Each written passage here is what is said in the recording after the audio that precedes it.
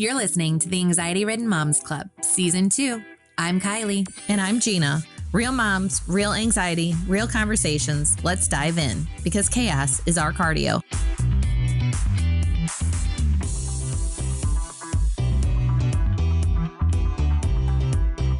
Okay, today we're talking about someone you see every day, but you've never officially met. Your future self. She's somewhere out there, probably hydrated, probably journaling, probably reading, probably not crying in the Target parking lot. Maybe. And the way we treat her, talk about her, avoid her, plan for her, it all matters. Because our future self is basically the version of us who had the audacity to keep going, even when anxiety was screaming in the background. What does a relationship with your future self even mean? I used to hear that phrase and roll my eyes. Like, babe, I'm just trying to figure out what we're having for dinner tonight. Why are we worried about 2030 Kylie? But it's not about the year. It's about the direction. It's holding space for the idea that who you'll be 6 months from now or a year from now is built by tiny decisions today, not giant transformations. And the secret is having a relationship with your future self gives you compassion for your current self instead of beating yourself up for not being there yet. You get to root for her. Cheer her on. Definitely. She's going to be a badass. Because anxiety really does love to jump like 10 miles ahead. Imagine the worst case scenario. Always. Anxiety is like your future self. Yeah, she's probably crying, broke, and living in a van down by the river. A box. A box, because we can't afford a van. We're living in a box down by the river. Oh, this one, I tell you. Meanwhile, our future self is actually out there like, girl, relax. I'm literally fine. This is where we mess up. We try to survive our anxiety, not support our future selves. So how do we build a healthy relationship with our future self? Like, that's kind of important, right? So you got to really like zoom out, not forward. You zoom out. So instead of, where am I going to be in 5 years? Which I honestly hate that question more than anything. And they always want to ask that in a freaking interview. I was just going to say that was always one of my interview questions. I hate that. Where would you like to be in 5 years? I don't know. Employed, paying my bills. That's why I'm here. Step one. But you should really ask, what direction do I actually want to move toward? I think that honestly, so for anyone doing interviews, stop asking the 5-year question and truly ask what direction that those people are wanting to go. You'll actually learn more out of that person anyways. And maybe it'll help people figure that out. Yeah. Make micro moves, not massive leaps. 1 glass of water, 1 boundary, 1 minute of breathing. Future you loves this. Yeah, I think for sure. And then you talk to her intentionally. Ask her, what do you need from me today? My future self usually says, do not say yes to that thing you already know you'll regret. Mm-hmm. Setting healthy boundaries. We've talked about that. Yes, definitely. Not keeping up with the Joneses. We've talked about that. Don't go for that next cigarette. Yeah. We've don't talked about that. We've talked about that. You'll regret all these things. Even when it's hard. And yes. it is hard. Yep. Let's talk a minute about getting out of, toxic environments. I saw somebody say recently, like, you can tell who's completely content with themselves and their lives based on how quickly they exit a bad situation. Like, if things are getting dramatic, they leave or they stay quiet. We've talked about the power of silence sometimes, that you don't always have to say what's on your mind. But I feel like there are so many of us that are just living, like, we get so caught up, and even like in our relationships and things, we get to the point where we're just going through the motions and not, making sure that we're living every day and every moment intentionally and not just going through the motions. And if you're in a toxic situation, whether that's at work or in a relationship, like, make your plan to get out. Don't just keep going through the motions and doing what you have to do, because we need health insurance and we need to pay the bills and we need to do all of the things, but we so quickly get stuck in these toxic environments, these toxic places, that we don't I don't know, is it that we don't feel like we have the power to get out of or change? I think that's the biggest thing for me is like, if you're in a situation that you don't like or it doesn't feel right, or like, it's okay to leave, to move. You're not a tree. You have the ability Yes. to. Well, I think, okay, just like the word change, a lot of people become paralyzed from that. Just the word, let's change this. What? You want to change what? I want to change the color of the walls. Well, what are you changing it to? I don't know if I'm going to like that color. Why would we do that? Let's move to a different house. What? I like this house. I don't want to move from this house. I'm comfortable here. Let's get out of this job. You're not happy, but I know what I'm doing here. I'm comfortable here. I don't want to change. And the one thing I do try to tell my kids, people who've ever even worked with me, for me, anything, change is an empowering thing a lot of times. And sometimes you have to really look at it as that maybe for your future self, changing something could change your life to be better. And some of the scariest things you've ever probably gone through and change, you came out better off in the end, but you're just too anxiety ridden through the entire time up to that point. But it led you to where you're supposed to be. And I just think that that's where, for your future self, I think people need to embrace change. Even the word, it's not a bad word. Everybody says, in work, they'll say, okay, we've decided that this isn't really working very well. So we're going to completely revamp this system. We're going to change it. And everybody's like, what?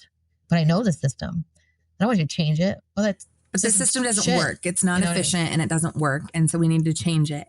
But do you know how many times I've heard somebody say like, well, I hate my job, but I'm too old. Oh yeah. No.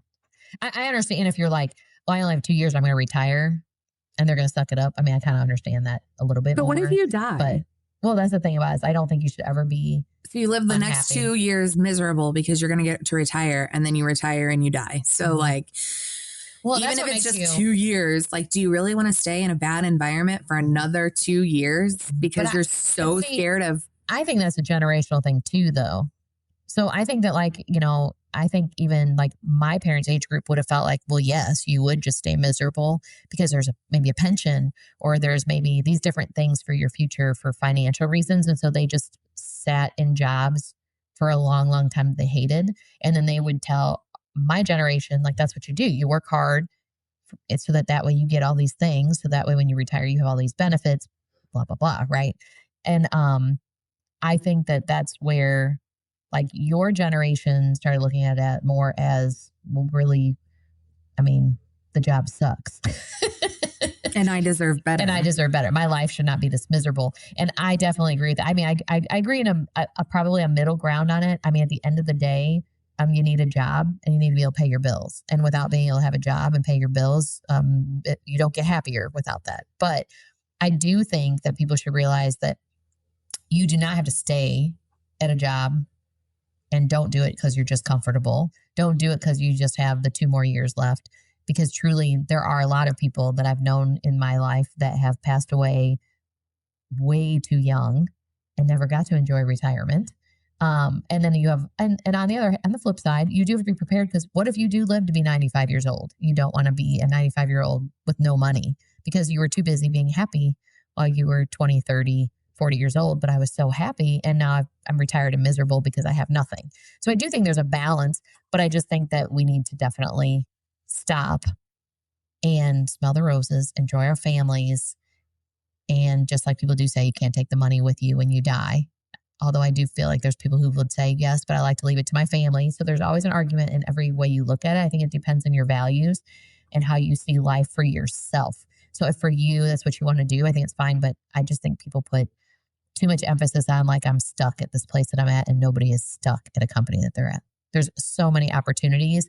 And even now, they'll people act like, well, like the kids nowadays, I think especially will say, well, I went to college. Now there's no job. Well, what did you pick a degree in? Let's just talk about that for a minute. You know what I mean? Right. Like pick an intentional degree if you're going to school.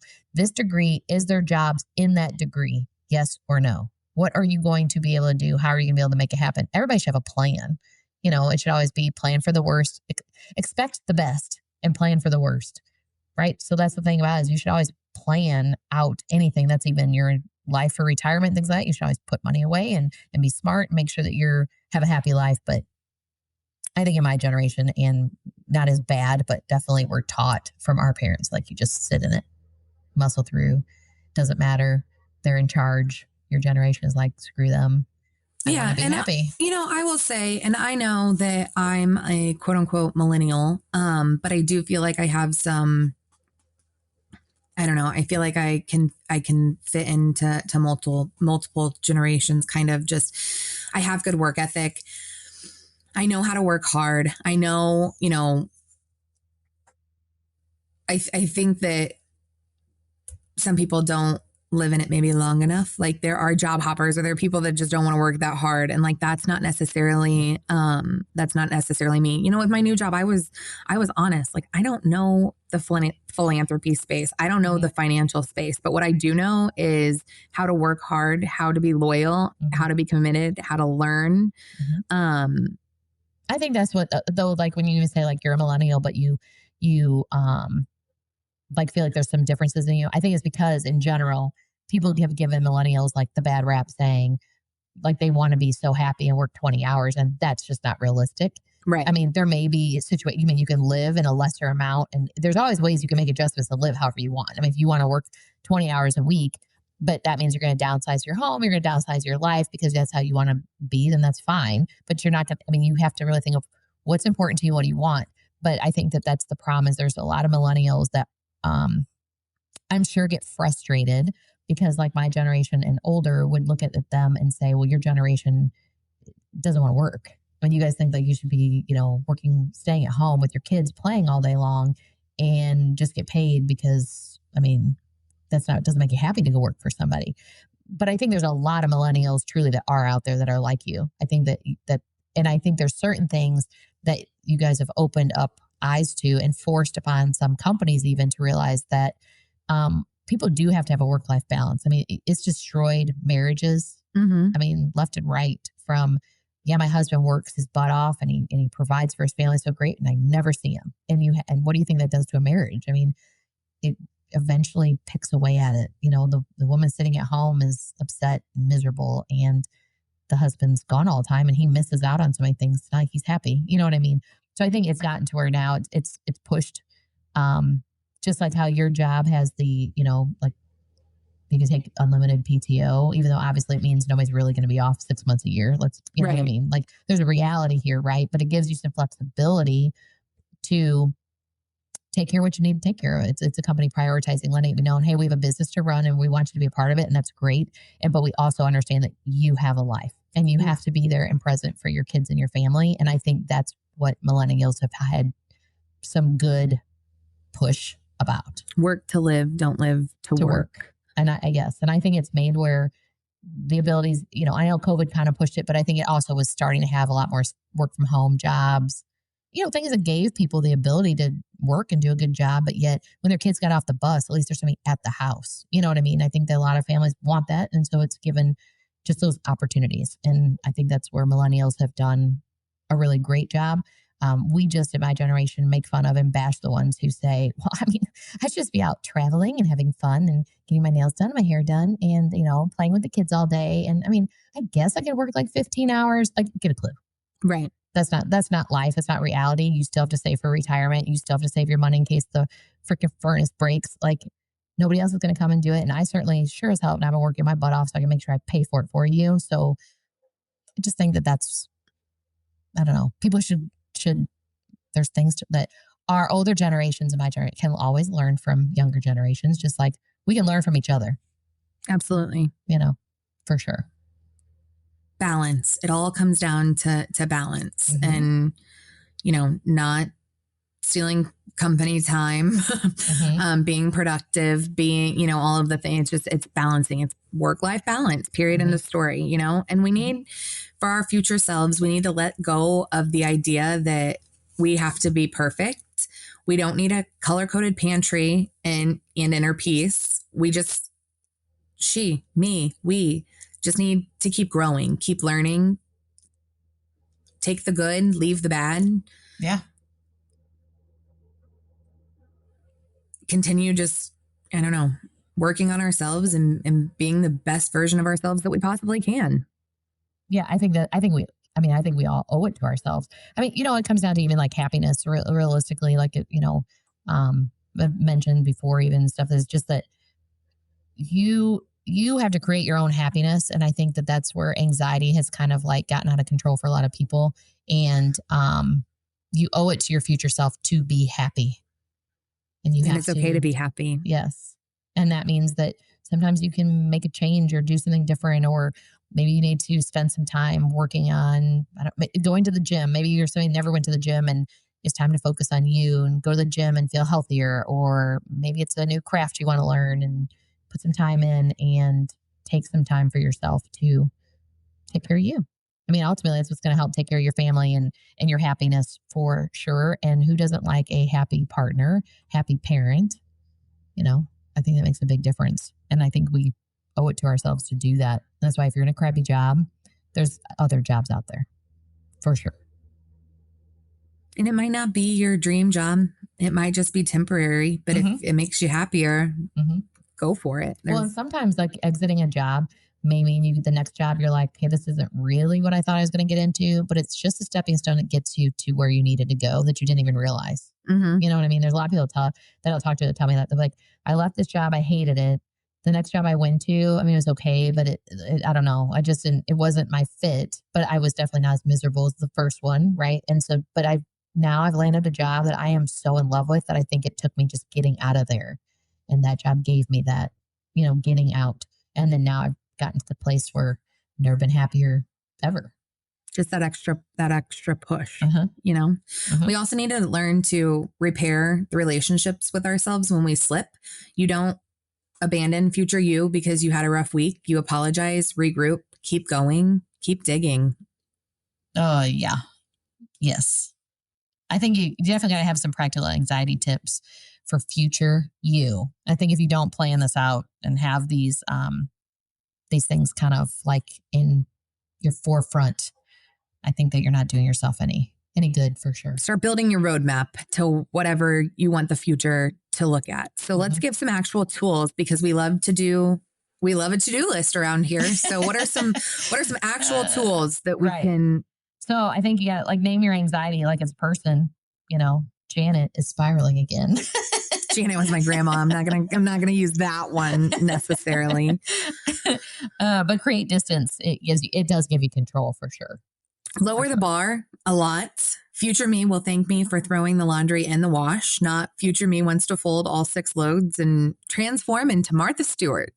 Yeah, you might want to really get this planned out for your laundry problem. Oh, hey, write this one down, Kylie. Don't tell my mom. Don't tell my mom it's out of control again. I hate laundry so much. Here's another one. You can create a tiny future self safety net. Things like setting your clothes out. I always did this with the kids. I'd be like, set your clothes out. Because that way, when you get up in the morning, you already have your stuff sitting there. You don't have to think about it. Because honest to God, I think there's so many times I've gotten out of the dang shower and stood in front of my closet going, I have nothing to wear for 15 freaking minutes. Then I could have already been dressed and onto my makeup and everything else. Pre-filling the kids' water bottles. Putting meds where you'll see them. That's big time because it's easy to forget. And a 5-minute reset. I do think you always got to have those few minutes. But preparing, I think, is huge. I'm a big preparer. And making those small adjustments, the dishwasher at night and unload at night so that it's, or wash them all. No, you want to unload at night. I always unload at night and then I start filling through the next day. There you go. Notice your language. Stop saying, I'll never get there. Start saying, I'm building her slowly. Yeah, I think that's important. It's okay to do slow. Doesn't have to be fast. I think people get too stressed out when it's fast because like growing really isn't glamorous. It's not a montage. No, and it doesn't have to happen right now. You just have a plan. Again, a plan for our future selves. Yeah, I think that I think that's the thing. I can't stand like when you're at work though, and they'll be like, so what exactly is your plan to make this better. I think the word when people say plan, you're kind of like, oh my God, here we go. Right? As soon as they say it, you're like, my plan. I don't know why a freaking plan is, and it gets aggravating. If I had a plan, I wouldn't be anxious right now. And I wouldn't be in this predicament where you're asking me what the hell my plan is. Right? I swear. But I do think that at the same time, the funny part about it, as much as at work, it can stress me out if somebody says that, at the same time at home, I'm always like, we need a plan. Mm-hmm. You know what I mean? Like if you're planning, you're better off. If you really are planning for the worst and expecting the best, I swear, I just think you're always happier. And so having that plan is important. I think the part at work, though, is they don't give you the expect the best portion in there. It's plan or expect the worst. Right. Your plan didn't work before. Let's get a new one, or I'm going to tell you how you suck. That's what I don't like about it. Very true. Very true. So what's some things that you feel for your future, let's say, that, I don't know, like, do you ever think about like really your future, like where you're going to be? Or do you ever think back to like when you were younger? Now, like for me, I can say for sure, like when I was younger, okay, what did I think I was going to be? I didn't think I'd be where I am today. Like, did you think what you're doing right now, like that's what you thought this is where life was going to lead you? When you were like in high school and you're like, people all say, so what are you going to become when you grow up? And you're like, I don't know. I'm just a dumb teenager wanting to enjoy my life. And you're trying to figure it out. And then sometimes I don't know what I had in mind, but it wasn't this. I think that's the thing about it. I think it's even a lot of pressure for these kids that out of high school, you've got to like have your plan. And if you're going to go to school, you got to already know what you're going to be, what you're going to do. Like you have to have all these things figured out. And I think there's a lot of pressure put on that. And I sit and think back and think, I mean, hell, I don't know. I mean, I don't think I ever really knew like what was my strength. I don't know. And even like, I think it took me a long time for somebody's like, what is your strength? That I would even feel like I feel confident, in what I feel like I'm good at. But when I was a kid, I'm like, I don't know. I'm just a nice person trying to figure it out. No, I for me, I spent 15 years in a career and I don't know, that was never really in my plan. And it sounds so cliche, but I want to be happy. I want to build a life that I don't need a vacation from, mm-hmm. I want to build a life that I'm just happy and always growing and always learning. And I don't know where I'm going to be. Did I think that I was going to be 36 years old, divorced, starting a new career? Like, no. Mm-hmm. But what I am learning to be okay with is that it's okay to not know, and it's okay to learn, and it's okay to figure it out. And right now I'm really in the phase of just kind of starting over and rebuilding and figuring out what makes Kylie happy, because Kylie doesn't know what makes Kylie happy. You know what I'm saying? Like, it's finding out or learning what truly makes me tick, what I'm truly passionate about. And that's one thing, through this podcast, that I love to help people. And when we were in the medical industry, like that was what drove me. That was my why, if you will. Obviously, it's putting food on the table and providing my kids the best life I possibly can. But I literally enjoyed knowing the people, the lives that we were helping or changing, or, in our old job, it was just, we were having people that were going through life altering, like medical diagnoses, or getting put on oxygen for the first time, or God forbid, a vent, or whatever the case may be, or helping a parent. We were putting an apnea monitor on a kid and helping a parent in the scariest time of their life. Like, that's what drove me. It was never about the numbers. It was never about the growth. It was never about the, money that the company wanted it to be about for me. That's not what drove me. It was actually helping people. And so when that, that piece kind of ended, this podcast has filled that gap. Like, when people reach out to us and say, like, I had you on when I was cleaning today, and like, you made me laugh, you got me through the day, or I always look forward to hearing you and Gina and, what's going on in your lives, or when people just say you made me laugh, like that checks that box for me, like just helping others and building this village in this community where we can be together and know that life isn't perfect. Life is very, very messy, and that we're not alone. And lots of people feel this way. And so for me, I hope that we can continue to kind of build this empire that we're building and continue to help people and outreach, and that people continue to reach out to us and let us know when we help, let us know how we can help. I hope my future self, I hope that we just keep building this. But as far as like where I'm going to be in 5 years, no idea. But I'm learning to be content with that. I think that's a reality that I think people have. Even when you get married, you're going to grow up, you're going to meet this guy. He's going to be the greatest thing ever. You're going to get married. Life's going to be perfect. You're going to have kids. It's all the things, you're going to have white picket fence and the beautiful home, and you're going to decorate it cute, and the kids are going to be in adorable outfits, and the pictures on the wall are going to be perfect. And that's just not reality. It just isn't. And that's all fine, but you can still have all of that and feel really freaking empty inside. Yes. And I think that's the thing. Life is so much bigger than that. And I think that I wish at the end of the day that like I would have maybe had a way or somebody to help me figure out when I was younger, like just tell me what my strengths are, because I think a lot of times I feel like I don't know. And then somebody be like, oh my God, I think you're good at this or that. And I'm like, really? I am? I mean, I think we doubt ourselves a lot. And or just like in picking a spouse, my dad would say stuff like, realistically, it's a business. And I would think, okay, that sounds like horrible. Like that sounds like torture. I don't really want to marry somebody that we're in business with. But then when I got with Tom, he would always talk about we're a team. And sometimes it would bring me back to the whole business discussion. And I would think, okay, what, like we're playing freaking soccer here or something, dude. Like it just would be, I don't know. It just sometimes didn't make sense to me.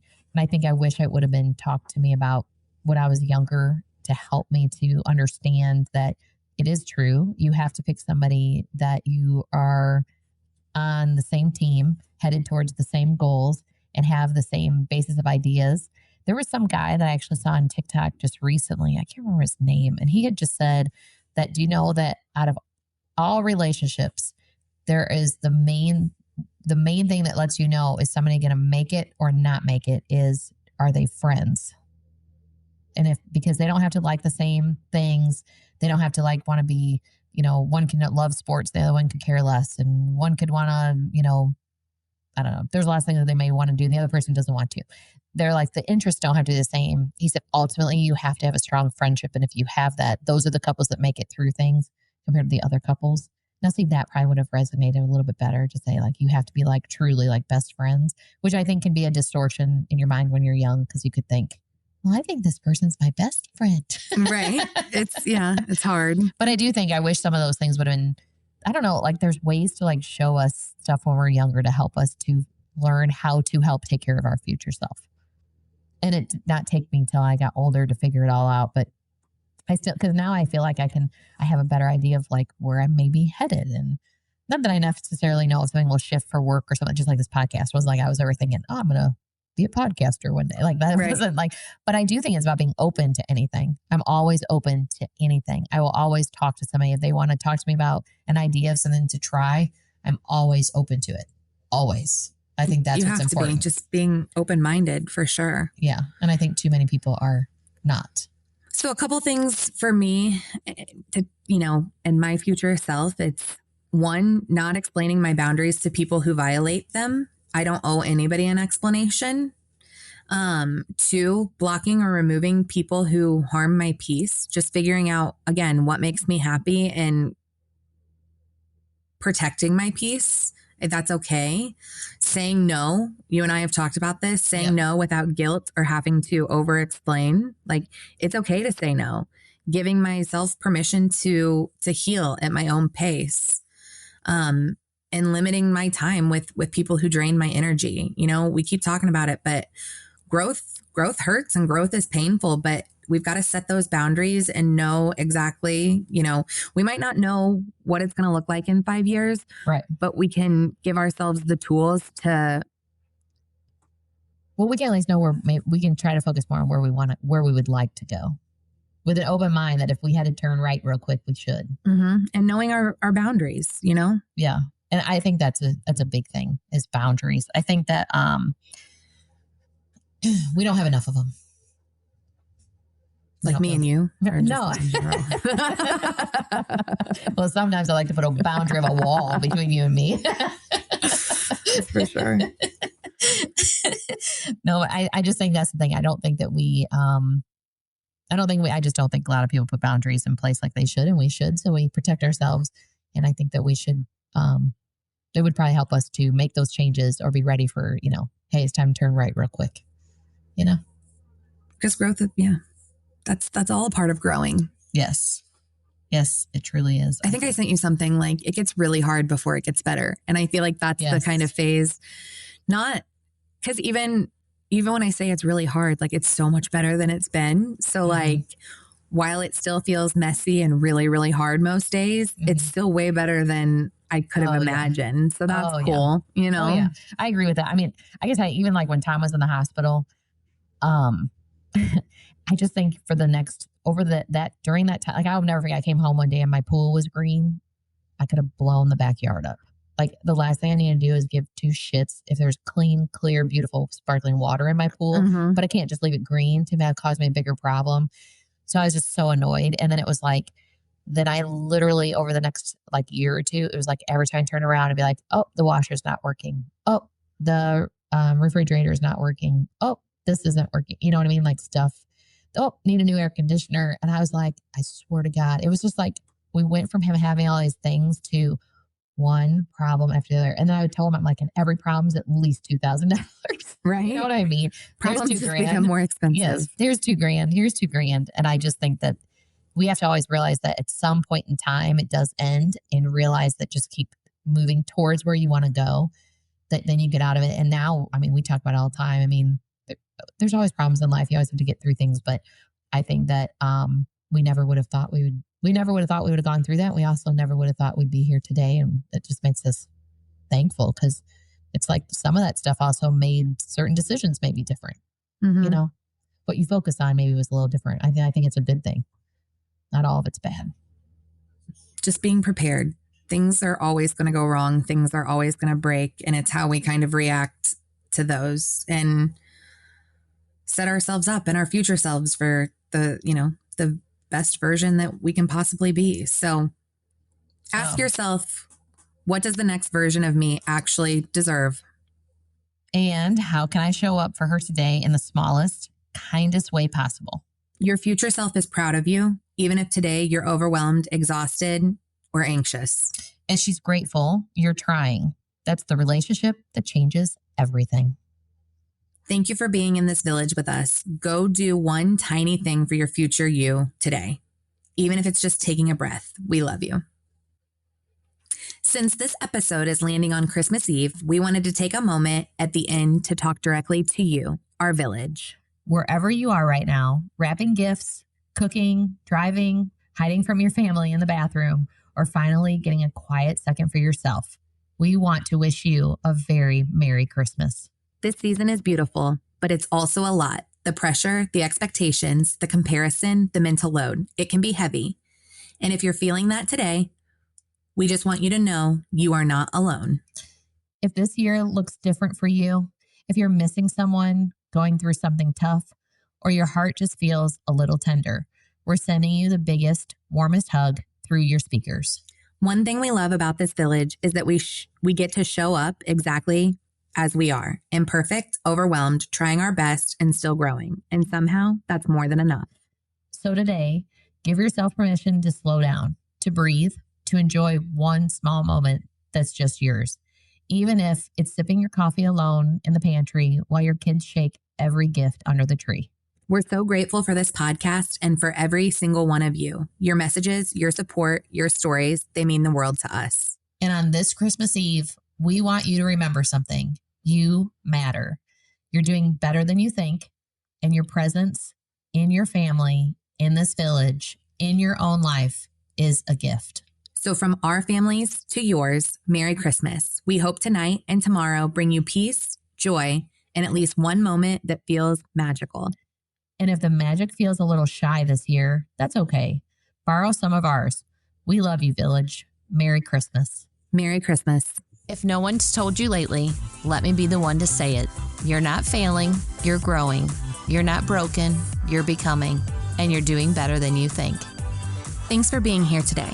If this episode resonated with you, I'd love if you'd subscribe, leave a review, or share it with another mom who might need to hear this. You can also connect with us on Facebook or TikTok at the ARMC. We'd love to hear your story. Until next time, give yourself grace, breathe deep, and remember, peace is possible.